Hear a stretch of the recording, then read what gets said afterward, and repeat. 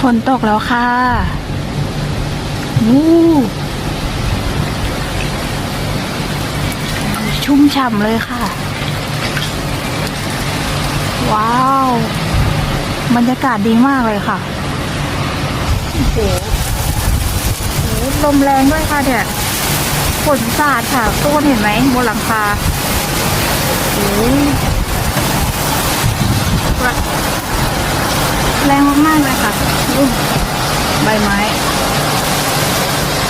ฝั่งนู้นดูมีฝนแล้วลมค่ะก็เลยเป็นแบบนี้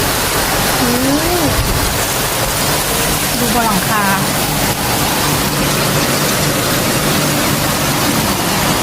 หนักค่ะบอกเลย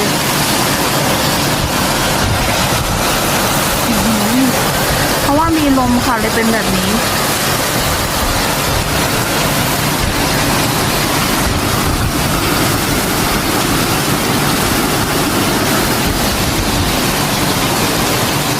ทางโน้นทะเลค่ะ